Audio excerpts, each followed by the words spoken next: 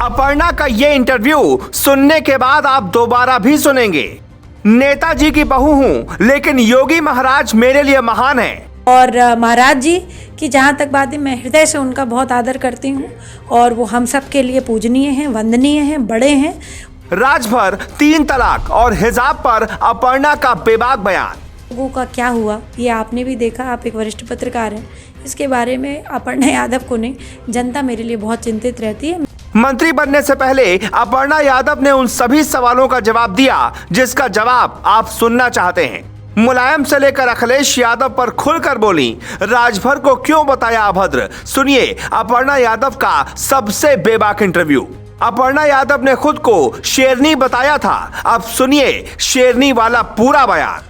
अपर्णा यादव जी हमारे साथ मौजूद हैं। अपर्णा जी, योगी मंत्रिमंडल में आपका बड़ा कद है, आप क्या सोच रही हैं, किस विभाग में आपको जाने की इच्छा है, क्या मंत्री पद चाह रही हैं, क्या आपके मन में चल रहा है? देखिए, मैं राष्ट्र धर्म के लिए आई हूँ, राष्ट्र सेवा के लिए आई हूँ। उत्तर प्रदेश में मुझे आदरणीय महाराज जी का जो एक विज़न है कि उन्होंने जिस तरह से सेवा करी है, उसको मुझे देख करके जब मैं प्रभावित हुई तो मैंने पार्टी ज्वाइन करी। आदरणीय प्रधानमंत्री जी के जो सबका साथ सबका विकास सबका विश्वास जो उनका विज़न है, उससे मैं प्रभावित हुई तो मैंने पार्टी ज्वाइन करी। तो मैं ये समझती हूँ कि ये विषय, इसकी चिंता मुझे नहीं करनी, इसकी चिंता मेरा शीर्ष नेतृत्व करेगा मेरे लिए, क्योंकि मुझे अपने शीर्ष नेतृत्व पर पूरा भरोसा है। और मैं ये समझती हूँ कि ये विषय अपर्णा यादव का है ही नहीं, मुझे सेवा करनी है, मैं सेवा करूँगी जी। मुलायम सिंह जी की बगावती बहू और योगी जी की छोटी बहन बनकर इस समय आपको कैसा लग रहा है? मैं नेताजी की बहू हूँ, बगावती आपने करवा दिया है। मैं आज भी परिवार से विमुख नहीं हूँ और कल भी नहीं थी। जिस दिन पार्टी ज्वाइन करी थी उस दिन भी नहीं थी, आज पार्टी जीत गई है हमारी तब भी नहीं हूँ। तो मैं ये समझती हूँ मैं हमेशा से आदरणीय नेताजी की बहू हूँ, रहूँगी, इस चीज़ को कोई बदल नहीं सकता। आदरणीय नेताजी का हमेशा से आशीर्वाद रहा है मेरे साथ और आगे भी रहेगा। और महाराज जी की जहाँ तक बात है, मैं हृदय से उनका बहुत आदर करती हूँ और वो हम सब के लिए पूजनीय हैं, वंदनीय हैं, बड़े हैं और वो हमारे लिए पिता भी हैं, भाई भी हैं, सब कुछ हैं, क्योंकि वो प्रदेश के मुखिया हैं जी। इस बार योगी मंत्रिमंडल का विस्तार होता है तो कहीं ना कहीं खबरें सामने आ रही हैं कि मथुरा में मांस और मदिरा को पूरी तरीके से पाबंद लगा दिया जाएगा। क्या इस फेवर में आप कुछ बोलना चाहेंगी? देखिए, मथुरा एक बहुत ही पावन नगरी रही है और मथुरा में आस्था से जुड़ा हुआ केंद्र है। कृष्ण को पूरे दुनिया में माना जाता है और इस्कॉन की वजह से और भी ज़्यादा इस मूवमेंट को, कृष्णा मूवमेंट जो प्रभुपाद जो भक्ति वेदांत का एक बहुत बड़ा स्वरूप है, पूरे वर्ल्ड में देखा गया है कि कृष्ण भक्त बहुत हैं। तो मथुरा में डेफिनेटली कृष्ण भगवान ने हमेशा कहा कि पशु रक्षा सर्वोपरि होनी चाहिए। तो इस क्रम में अगर आदरणीय महाराज जी इस तरीके का फैसला लेंगे तो मेरा पूरा समर्थन है जी। अखिलेश यादव जी की बात की जाए तो वो ना परिवार साथ पाए, ना सियासत में अपना दमखम दिखा पाए। इस समय वो करहल सीट को छोड़कर कहीं ना कहीं स्वामी प्रसाद मौर्य को वहां से उतार सकते हैं। क्या लगता है कि ये जो स्ट्रेटेजी है वो पार्टी को आगे ले जाएगी? मैं देखिए इस पे कोई कमेंट नहीं करना चाहती हूँ। वो मेरे बड़े हैं और पारिवारिक रूप से मैं उनका बहुत सम्मान करती हूँ। उनकी पॉलिटिकल अंडरस्टैंडिंग जिस तरह से होगी, जो वो करना चाहते हैं, स्वतंत्र हैं। और मैं बस इतना कहूँगी कि जो भी वो करें सोच समझ के करें। क्या लगता है कि जब आपने बीजेपी ज्वाइन किया तो राजभर जैसे नेताओं ने बहुत ही गलत गलत बयानबाजी की, तो उससे क्या आपको कोई फर्क पड़ा है? क्या कोई दिक्कत का सामना करना पड़ा उससे? मैं इस पे यही बोलूँगी कि क्षमा शोभती उस भुजंग को जिसके पास गरल हो, उसको क्या जो दंतहीन विष रहित सरल हो।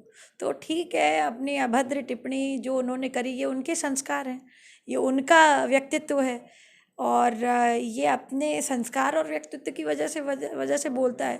पर जनता जनार्दन है, जनता सब कुछ देख रही है, जनता बहुत माइन्यूटली वॉच कर रही है सबको। और आज उन लोगों का क्या हुआ ये आपने भी देखा, आप एक वरिष्ठ पत्रकार हैं। इसके बारे में अपर्णा यादव को नहीं, जनता मेरे लिए बहुत चिंतित रहती है। मैं इस बात के लिए बहुत अपने आप को सौभाग्यशाली मानती हूँ, हृदय से अभिनंदन करती हूँ मेरी पूरी जनता जनार्दन का, जिसने भारतीय जनता पार्टी को मेरे प्रचार प्रसार से और जो भी हमारे कार्यकर्ता भाइयों ने बहनों ने काम किया, खून पसीना बहाया भारतीय जनता पार्टी के लिए, उसका मैं हृदय से वंदन करती हूँ, प्रणाम करती हूँ सबको कि उन्होंने वोट किया, इतनी प्रचंड जीत दिलवाई। आज फैसला आया है हिजाब को लेकर राजनीति बहुत ज्यादा गर्माई हुई है। मैंने आपसे पहले ही बोला था, this is an international conspiracy against the prime minister, क्योंकि 370 हटने के बाद जब, और ये 3 तलाक हटने के बाद जब आदरणीय प्रधानमंत्री जी को इस एक्ट से, इस वीटो, एक जो लॉ बना इस पे 3 तलाक पे, बलूचिस्तान से जब राखियाँ आई तो लोग बड़े असमंजस में पड़ गए। लोगों को ये लगने लगा कि हाँ, ऐसा भी राष्ट्र शेर का हिंद हो सकता है, मतलब शेर हिंद हो सकता है जो कि हमारी बहनों की रक्षा करे। तो बलूचिस्तान से आदरणीय प्रधानमंत्री नरेंद्र मोदी जी के लिए राखियाँ आना, ये अपने आप में बहुत बड़ा मैसेज था। और सारी मुस्लिम महिलाओं ने इस बार भी भारतीय जनता पार्टी को वोट किया है। इसकी प्रचंड जीत जो हमारी हुई है, ये उसका परिणाम है, ये उससे ही परिलक्षित होता है। और कोड ऑफ कंडक्ट स्कूल का है, उसका एक करिकुलम है, उसका एक कोड ऑफ कंडक्ट है, you should wear the uniform. Heterogeneous sect को हम एड्रेस कर रहे होते हैं यूनिफॉर्म में। भाई यूनिफॉर्मिटी के लिए पहनता है ना आदमी।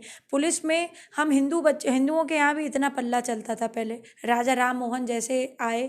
तो मैं तो कहूँगी प्रधानमंत्री जी हमारे एक बहुत बड़े समाज सुधारक भी हैं कि उन्होंने जो है राजा राम मोहन रॉय की तरह, जैसे सती उन्होंने प्रैक्टिस बंद करी थी, वैसे ही आदरणीय प्रधानमंत्री जी ने 3 तलाक बंद करवाया है हमारे देश में। आगे आने वाले समय में उनका नाम स्वर्णाक्षरों से लिखा जाएगा इतिहास के पन्नों पे। तो मैं ये बात बोलना चाहती हूँ एज अ महिला कि भाई हिजाब पहनना है आपको, और आपका स्कूल नहीं अलाउ करता है। मैं हिजाब के अगेंस्ट नहीं हूँ, मैं किसी धर्म के अगेंस्ट नहीं हूँ, मैं किसी मजहब के अगेंस्ट नहीं हूँ, पर हिजाब अगर पहनना है और स्कूल में नहीं अलाउड है तो आप यूनिफॉर्म पहन करके आइए। और हिजाब अगर पहनना है और आपको स्कूल भी जाना है तो आप उस तरीके का स्कूल इस्तेमाल करिए जहाँ पर भाई हिजाब अलाउड है। भाई कोई हिंदू लड़की अगर जो है क्रिश्चियन स्कूल में पढ़ रही है, बहुत सारे लखनऊ में बहुत सारे स्कूल हैं, तो वहाँ कर्मकांड का हवन तो नहीं करने लगती हैं, या फिर इतना पल्लू लेकर के तो नहीं चलती, यूनिफॉर्म में जाते हैं। पुलिस में बच्चे जाते हैं, लड़कियाँ जाती हैं। अब तो प्रधानमंत्री जी की तरफ से और मुख्यमंत्री जी के इतने प्रशय की वजह से शेरनी दल का निर्माण हुआ है।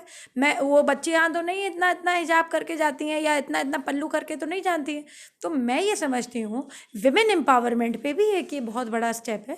और जिस तरह से हमारे महामहिम कोर्ट का आदेश इस पर आया है, तो जुडिशरी एक अभिन्न अंग रहा है, लोकतंत्र का बहुत मजबूत स्तंभ रहा है। और अब मुझे लगता है कि ये प्रथा ये बंद करनी चाहिए स्कूल कॉलेजों में। ये this is not a right way to go about it. If I am going to address a heterogeneous sect in which lots of children are going to come, caste उसमें बायस नहीं होगा, उसमें धर्म के लिए जब हम यूनिफॉर्म में बच्चों को देखते हैं हम कहते हैं ये बच्चे हैं, हम ये नहीं कहते हैं ये हिंदू बच्चा है, ये मुसलमान बच्चा है, ये क्रिश्चियन बच्चा है, ये सिख बच्चा है।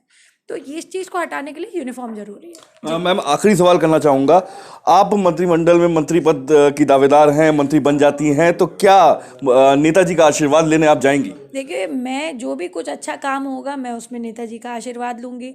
10 मार्च को भी जब हम जीते तो मैंने आदरणीय नेताजी का आशीर्वाद लिया और उन्होंने दिया भी। आगे भी जो भी कुछ अच्छा होगा मैं जरूर उनका आशीर्वाद लूँगी। बहुत बहुत धन्यवाद हमसे बात करने के लिए। तो ये थी अपर्णा यादव, जिनका साफ तौर पे कहना है कि मंत्री पद की दावेदार हैं और अगर मंत्री बनती हैं तो नेताजी का आशीर्वाद जरूर लेंगी। कैमरा पर्सन अरविंद के साथ शिवम श्रीवास्तव, ग्लोबल भारत, लखनऊ।